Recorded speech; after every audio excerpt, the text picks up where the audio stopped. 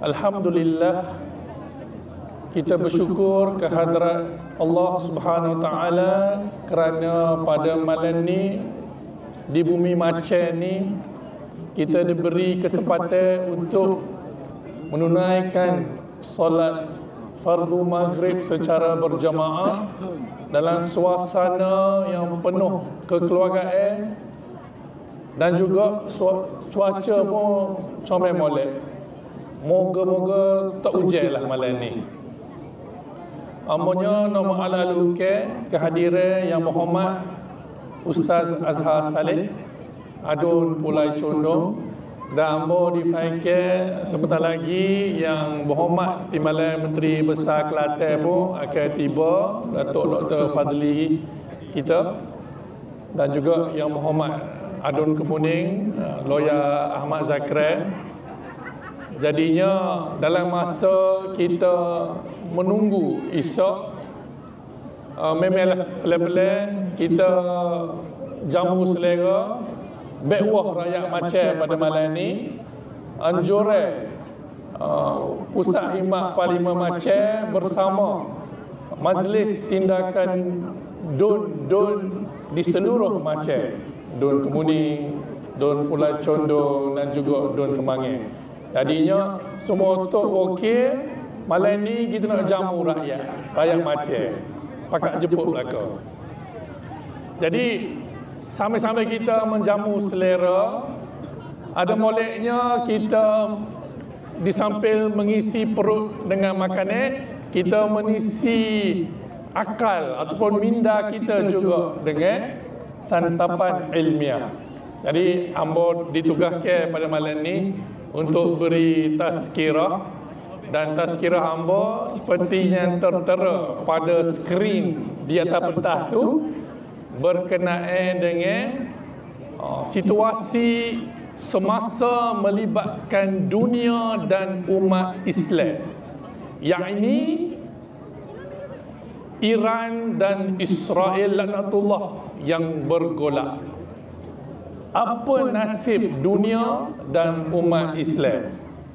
Ambanya kalau dalam pelbagai diberi taklifah selaku pengurusi hal ehwal antarabangsa, ahli-ahli Parlimen Perikatan Nasional. Di Parlimen pun ambo ahli Parlimen Aceh diberi tanggungjawab menjadi ahli mesyuarat jawatan kuasa pilihan khas Parlimen melibatkan hubungan dan juga perdagangan antarabangsa. Jadi ambo mewakili Aceh dan juga seluruh ahli-ahli Parlimen berbagai memang diberi amanah untuk mengkaji dan memberi pandangan dan nasihat kepada kerajaan Malaysia selaku berbagai berhubung hal ehwal antarabangsa. Jadi ambo memang ada tauliah lah boleh kata, okay, dari segi nak kecek hal-hal sebegini. Dan tajuk yang ambo pilih ni memang bertepatan dengan suasana ketika ini. Kita dikejutkan beberapa hari sebelum ni, tak ada apa-apa petanda, tiba-tiba Israel laknatullah menyerang Iran. Dia membunuh secara tepat, precise, pimpinan kanan kerajaan Iran, antaranya jeneral-jeneral tentera dan juga para saintis nuklear Iran. Jadi maknanya Israel laknatullah ni melalui badan risikan yang tersohor dia, yakni namanya Mossad, telah lama bersarang dalam Tehran. Sebab itulah bila Asy-Syahid Ismail Haniyeh menziarahi Tehran baru-baru ni, beliau dibunuh di bawah penyeliaan kepada tentera Iran, SB Iran. dimaklumkan kehadiran yang hormat. Adun teman kita Dr. Fazli. Minta maaf banyak. Oh, ada sana belakang. Ya. Okey dia. Balik yang. Ya. Baik, kita sambung balik dia. Jadinya kalau kita lihat apa yang sedang berlaku di Timur Tengah, di negara Iran ni, adalah sesuatu yang besar, memberi kesan yang besar kepada bukan saja dunia Arab, dunia Islam, tapi juga dunia seluruhnya. Sebab apa? Sebab kalau kita lihat kalau mana peperangan antara Israel dan Iran ini berterusan lama, dia boleh menjadi pemangkin kepada Perang Dunia Ketiga. Jadi kita nak memahami bapanya Zionis ini, dia sanggup membuat pembunuhan sebegitu ke atas Iran, dan juga kenapa dia terdesak untuk lakukan sebegini. Baik, next. Okey. Jadi ringkasannya kalau tengok di slide di depan tu, kalau kita baca buku ni antara buku yang bagi hamba berautoriti dalam menjelaskan nasib umat Islam di Palestin dan juga di seluruh dunia Arab. Bapaknya saudara mara kita di dunia Arab ni tak usah bantu Palestin. Ringkasannya, kenapa banyak sangat peperangan di Timur Tengah? Isu dia dua, minyak dan Israel. Sebab Amerika dan sekutunya, termasuk Eropah, memerlukan minyak yang ada di perut bumi negara-negara Arab. Oleh sebab itu, mereka perlu memastikan negara-negara Arab ini mempunyai perlindungan ketenteraan daripada Washington. Sebab itu, bila Trump baru-baru ni, dia mari ziarah Saudi, Qatar, UAE. Kalau kita lihat apa dia yang dia dapat daripada negara-negara Arab ni, pelaburan berjumlah trilion, janji-janji yang diberikan oleh raja-raja Arab ini. Maknanya apa? Kita nak bantu Amerika pula. Sebabnya, sebab itulah aku kata tadi, kalau tiada bantuan daripada Amerika, negara-negara Arab ini dimomokkan oleh Amerika, Iran akan menjajah mereka. Dan ini ada kaitan sudah tentu dengan pertembungan mazhab antara Sunni dan Syiah. Dan juga keberadaan Amerika dan Perancis, Britain dan semua negara-negara Eropah di dunia Islam dari segi ketenteraan adalah juga kerana untuk mempertahankan Israel. Sebab itulah Israel, walaupun dia 9 juta lebih je dia punya rakyat, Iran 95 juta, tapi dari segi keberanian dia nak buat apa saja ke atas Gaza, dia boleh. Dia tak cara apa dunia lihat dan kritik. Sebab apa? Negara-negara besar ini sentiasa membantu Israel dan Zionis. Itulah kekuatan Israel. Dia pegang kod politik, dia pegang kod ekonomi. Baik, okey. Cerita sebenarnya, hubungan Iran-Israel ni sangat-sangat rapat sebelum tahun 1979. Kerana apa? Kerana ketika pemerintahan diktator Shah Iran hubungan dinasti Shah Iran ini dengan Israel sangat cantik atas faktor dua. Satu, ekonomi. Memang Israel dia beli minyak dari negara Iran, minyak dan gas. Yang kedua, ketika itu sebelum revolusi Iran 79, negara-negara Arab seperti Mesir, Syria, Jordan dan ramai lagi adalah negara-negara yang dipimpin oleh pemimpin yang berideologikan nasionalis Arab. Sebab itu dia berperang dengan Israel dalam Yom Kippur, ya, pada tahun 1967, tak silap hamba kan.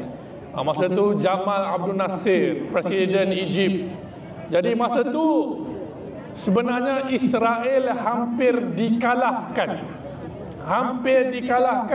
bila ada kesatuan ketenteraan Arab yang menentang Israel. Jadi di seluruh Timur Tengah masa itu semua lawan Israel nak bantu Palestin.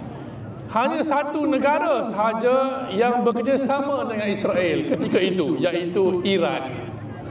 Balik. Lalu ni terbalik. Lalu ni kalau kita lihat, hanya yang berani lawan Israel ni Iran. Negara Arab lain semua tidak berani membuat seperti mana Iran lakukan.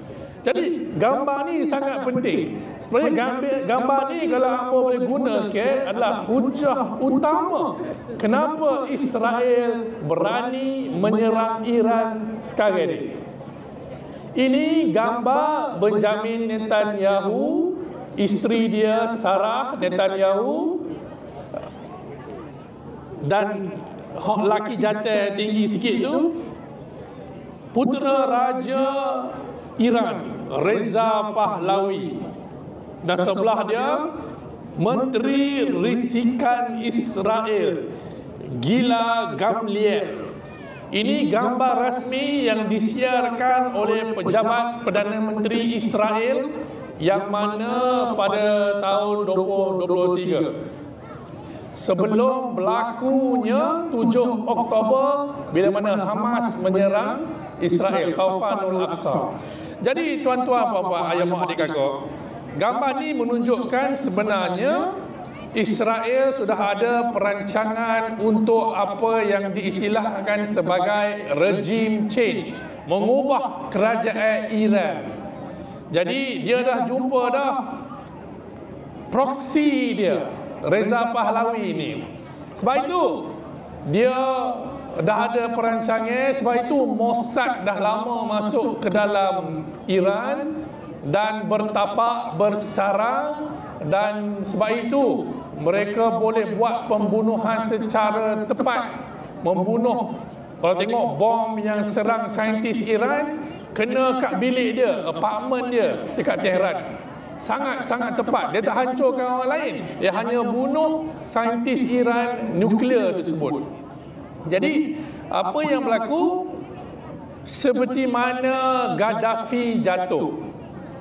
Gaddafi jatuh dengan cara NATO, Pakatan Tentera Eropah dan Amerika ni, dia serang ke atas guna kapal terbang dia, guna bom dia.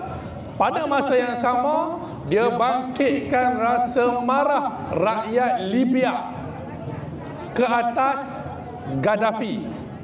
Maknanya dia tahu dia tak boleh menang sekadar menyerang kod tentera sahaja. Dia kena bangkitkan revolusi dari bawah. Jadi benda yang sama juga sedang dibuat oleh Israel dan dibantu oleh Amerika. Sebab tu Trump dia bagi ugutan yang keras. Dia kata Iran kena bersetuju. Setuju apa kita tak tahu rundungnya. Sebabnya Iran berkali-kali menjelaskan yang dia tidak akan membina senjata nuklear dan bersedia dipantau oleh masyarakat dunia. Dia tak tahu, masyarakat dunia lupa Israel pun ada nuklear. Tak ada siapa bising. Okey, next. Baik, kalau kita lihat konflik ataupun ketegangan antara Iran Israel ni berlaku lama dah. Dia bermula pada tahun 79 bila mana Imam Khomeini berjaya mendapatkan semula Iran daripada pemerintahan Shah Iran. Lepas tu pada tahun 2000 perang proksi Hizbullah dan Israel di Beirut, ya. Dan sejak tahun 2010 banyak dan ramai syahid saintis-saintis nuklear Iran. Dan pada tahun 2020 syahid juga seorang jeneral yang sangat tersohor dalam Iran, iaitu Jeneral Qasim Sulaimani. Dan bermula pada tahun 2021 sampai lah ni, serangan hendak covert operation, maksudnya secara halus, drone dan juga serangan cyber melalui komputer. Dan yang paling terbaru minggu lepas, serangan kinetik ataupun ketenteraan melibatkan jet pejuang F-35 Raptor dan sebagainya, nak bom secara tepat lokasi-lokasi yang menyimpan nuklear Iran dan saintis-saintis dia. Maknanya apa? Perang antara Iran Israel ni lama dah. Dan kita pun tahu selama hari ini Iran adalah antara negara yang banyak membantu Hamas melalui proksi-proksi dia lah, Hizbullah. Kalau di Yaman, Houthi tu, Houthi duk bedil Israel tu pun Syiah juga. Jadi dalam hal ini kita tak boleh nafikan puak Syiah lebih berani pada puak Sunni di dunia Arab. Walau bagaimanapun, Amor nak jelaskan di sini. Next. Isu mazhab ni rumit. Dia tidak boleh dilihat secara harfiah ataupun zahir semata-mata. Contoh dalam peta ni tak berapa jelas situ, tapi Amor boleh jelaskan. Sebenarnya di Timur Tengah, di negara-negara Arab, negara-negara Arab ni tak pernah wujud pun dulu. Sebab dulu mereka di bawah pentadbiran Khilafah Uthmaniyah. Tapi bila Uthmaniyah jatuh, Israel wujud, negara-negara Arab di Teluk ni pun wujud, seperti Kuwait, Qatar, UAE, Oman. Jadi bila British dan Perancis dia buat perjanjian yang terkenal dipanggil Sykes-Picot, ketika dia toreh dalam atas peta tu sempadan-sempadan negara Arab, sebenarnya ada satu resepi yang tidak harmoni antara mazhab ini. Sebab contoh, di Iran majoriti Syiah, ada Sunni, ada yang mazhab Sunni tapi sangat kecil, 10% lebih kurang. Di Kuwait, Syiah ada lebih kurang 20-25%. Di Bahrain, Syiah lebih ramai, 65-75%. Di Saudi ada 15%. Malah Syiah ni duduk di kawasan yang mana telaga minyak banyak di Saudi. Ya. Lepas tu di Iraq separuh. Syria 20%. Alawi yang Bashar al-Assad perintah Syria lama tu, dia tu minoriti ya, tapi dia berkuasa. Di Lebanon hampir separuh. Di Oman ada 10%, di UAE 10%, di Yaman hampir separuh. Jadi musuh Islam sentiasa menggunakan perbezaan antara Sunni dan Syiah ini untuk membakar perang saudara. Dan tak dinafikan, di kedua-dua belah pihak ada yang ekstrim. Kalau di sebelah ahlu sunnah ni ada yang Wahabi lah, Wahabi yang ekstrim. ataupun Ahbas yang jenis takfir mentakfir. Di sebelah Syiah pun ada yang sesat takfir mentakfir juga. Jadi puak-puak inilah yang buatkan negara di dunia Islam bergolak. Jadi sebab itu kalau kita nak lihat pandangan yang muktabar, kita kena teliti fatwa dan juga keputusan-keputusan, pandangan-pandangan ulama-ulama yang muktabar seperti Syekhul Azhar, Tuan Tan Sri Tuan Guru Abdul Hadi Awang, malah Imam Khamenei Iran pun telah mengharamkan, keluarkan fatwa mana-mana ulama Iran yang mencela para sahabat dan Sayyidatina Aisyah ianya sesuatu yang haram oleh dalam mazhab Syiah. Jadi sebenarnya di peringkat pimpinan mereka menyedari selagi mana kita bergaduh soal perang Siffin dulu sampailah ni, musuh Islam akan sentiasa memecah belahkan kita. Next. Jadi apa yang berlaku hari ini mudah saja. Musuh Islam tidak akan sama sekali walan tarda, tidak akan redha sama sekali sampai bila-bila mana-mana negara Islam yang mempunyai kekuatan nuklear. Dunia Islam yang ada pada hari ini ada dua sahaja negara yang berjaya membangunkan kekuatan nuklear dia. Yang pertama Iran, yang kedua Pakistan. Selagi mana dua negara ni ada nuklear, negara-negara Eropah dan Amerika akan sentiasa pantau dan tak sebui kelebihan kepada negara-negara ini.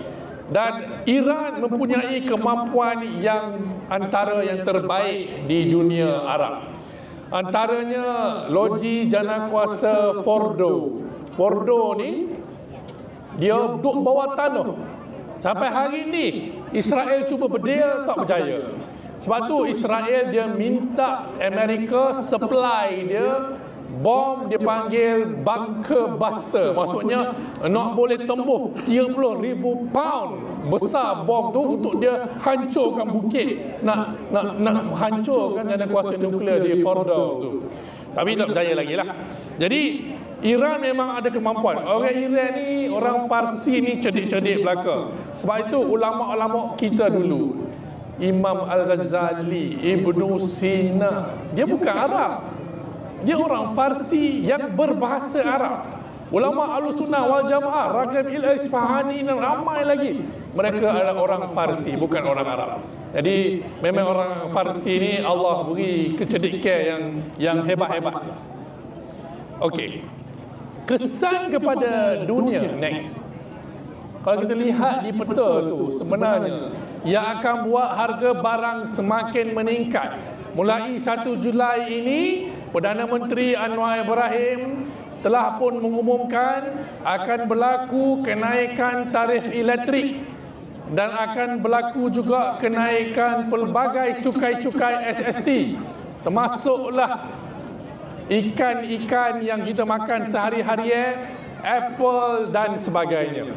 Malah kalau mana tak selesai pergi Iran Israel ni, harga minyak akan bertambah naik dan juga harga barang pun akan menjadi mahal kalau mana Iran mengambil pendekatan untuk dia tutup Selat Hormuz.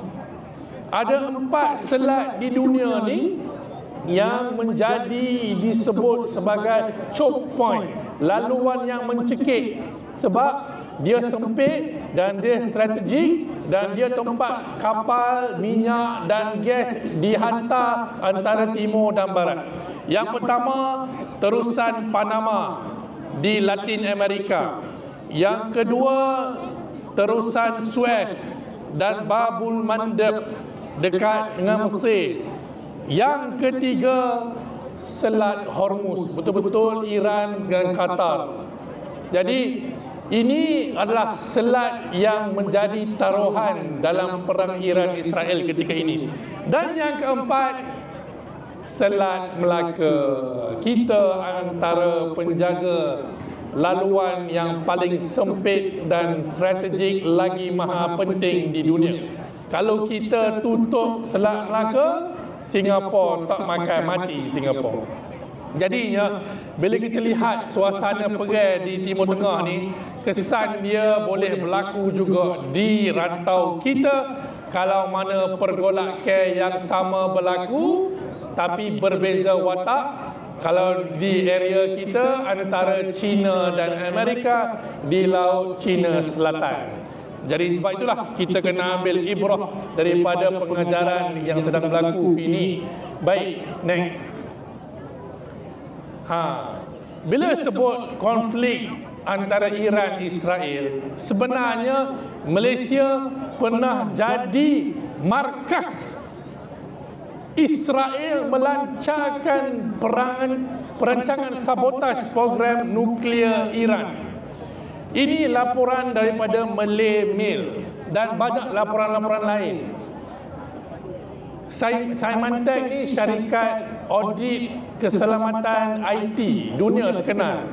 Pada tahun 2010 dia dah buat kajian dan mendapati ada satu, boleh kata virus lah, apa istilah teknikal dia, malware, perisian jahat yang dibangunkan oleh Zionis Mossad Israel ni, yang mana dia menyasarkan loji janakuasa nuklear Iran. Dan dia lancarkan virus ini bukan di Iran, dia lancarkan melalui komputer di Malaysia. Itu hebat tak hebat Mossad ni. Dia ada strategi dan kemampuan teknikal untuk bangunkan satu perisian yang canggih, yang mana sasaran dia ialah untuk melumpuhkan, kalau bahasa sains dan technical engineering dia, centrifuge, loji janakuasa nuklear Natanz di Iran. Dan dia berlaku. Cara dia berlaku macam mana? Macam ni. Next. Tapi itu apa nampak lah, ya. Ringkasnya macam ni. Virus tu dia bawa masuk guna thumb drive, USB drive, cucuk dalam komputer dekat Tan Sri Lanka cyber cafe di Malaysia ni. Jadi virus tu masuk dalam sistem network. Dia bila masuk dalam internet, dia boleh travel lah, dia boleh berjalan sampailah masuk dalam server Iran. Daripada situ dia cari sistem yang bersambung dengan loji janakuasa Iran. Jadi kalau kita tengok pengalaman dan strategi Israel melumpuhkan janakuasa Iran di Natanz itu, kalau ia boleh berlaku di Iran, apatah lagi di negara kita dan negara-negara lain. Malah bukan saja di loji janakuasa nuklear, grid elektrik TNB pun Israel boleh hack ataupun sabotaj. Bukan itu saja, dia boleh sabotaj lampu isyarat jalan kita pun boleh buat. Sebab semua benda di Malaysia ni bersambung dalam talian network. Jadi kita kena belajar bagaimana musuh menggunakan teknologi menghancurkan kedaulatan negara-negara Islam yang banyak berlaku terkini di Iran. Macam di Lebanon baru-baru ni, pager. Kita tak guna pager dah. Dah ada telefon. Tapi di negara-negara Arab ada yang guna pager. Pager tu pula dia import daripada China. Tapi Israel ni dia bijak. Dia beli pager ni daripada syarikat China, dia pasang bom dalam tu dan dia bias sampai 2 tahun lamanya. Baru ni bila pergi dengan Hamas baru dia letup Hizbullah yang kena banyak mati tu. Jadi ini kebijaksanaan kelicikan Mossad. Next. Dan kebijaksanaan puak-puak Israel Zionis ni bukan kebetulan. Yahudi ni memang Allah juga beri dia kelebihan. Dia jahat tapi Allah beri dia kecerdikan. Dan antara unit yang dilatih untuk menghasilkan teknologi yang membunuh saintis Iran, membunuh Ismail Haniyeh, membunuh Yahya Sinwar dan semua pejuang-pejuang Hamas adalah unit yang dipanggil Talpiot dan unit 8,200. Ini dalam dua unit ni, tentera-tentera Israel ni adalah budak-budak terpandai kaum Yahudi Israel. Maknanya apa? Budak cerdik belaka. Dan memang Israel bagi mereka ruang, duit untuk hasilkan bermacam-macam teknologi untuk sabotaj pejuang-pejuang Islam di seluruh dunia. Ini cara Israel mempertahankan negara dia. Dia negara yang kecil, tapi dia sentiasa mampu melumpuhkan negara-negara yang lebih besar menggunakan teknologi dan kebijaksanaan. Sebab itu, antara serangan semalam yang terbaru oleh Iran, kalau baca dalam berita depan itu, Iran menyerang bangunan yang menempatkan tentera-tentera Israel unit 8,200 ni. Jadi puak-puak Iran ni pun tahu musuh sebenar dia adalah geng-geng ini. Jadi dia memang buat serangan roket bedil terus pada markas Mossad yang menempatkan tentera-tentera elit Israel ini. Baik, next.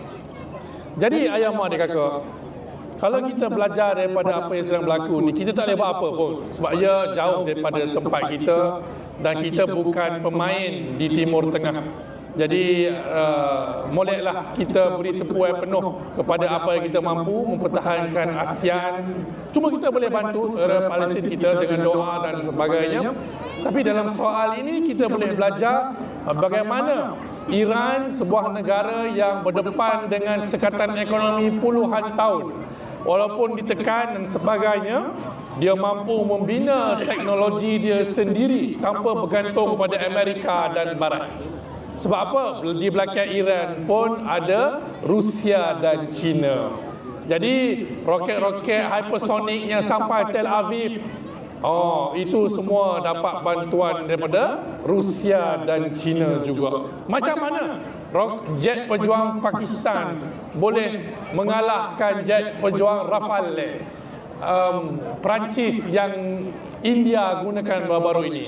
Itu pun kerana bantuan daripada China. Jadi adik kakak sekalian, Malaysia juga perlu bersiap siaga. Tiada jaminan Malaysia akan kekal aman 100 tahun akan datang.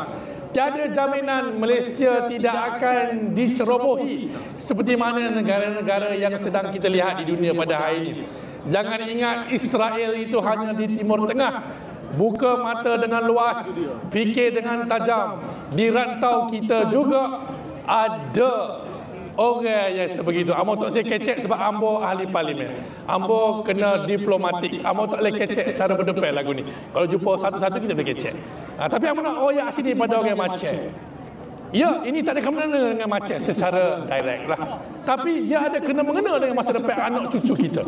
Kalau kita pilih pemimpin yang salah, macam mana ada pada hari ini, apa pun cakap politik sikit lah, ya, maka kedaulatan negara kita boleh tergugat. Sebab itulah ambo lawe habis-habis saya baru ni, Tok Bui BlackRock, syarikat Zionis Israel, memiliki pegangan dalam lapangan terbang kita.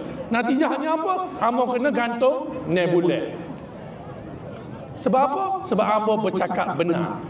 Jadinya ayah mau adik kakak, melihat perkembangan yang ada di Iran dan Israel, pengajarannya musuh sentiasa lebih handal cermat pada kita. Dia masuk dah ke dalam Iran, lama dah bertapak, dia rasuah risikan-risikan Iran supaya bila tiba masa dia bantu pembunuhan beramai-ramai saintis-saintis Iran dan tentera-tentera jeneral-jeneral Iran. Jadi Mossad punya kerja memang licik.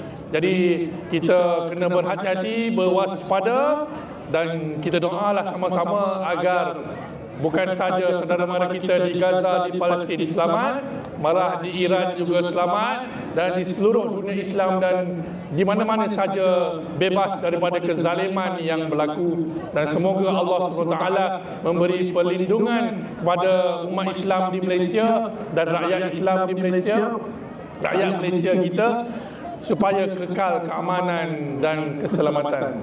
Jadi wabillahi taufiq wa hidayah. Wassalamualaikum warahmatullahi wabarakatuh. Amo ucapkan selamat menjamu selera, selamat berhibur malam ni dalam program Bekwah Rakyat Macam. Assalamualaikum warahmatullahi wabarakatuh.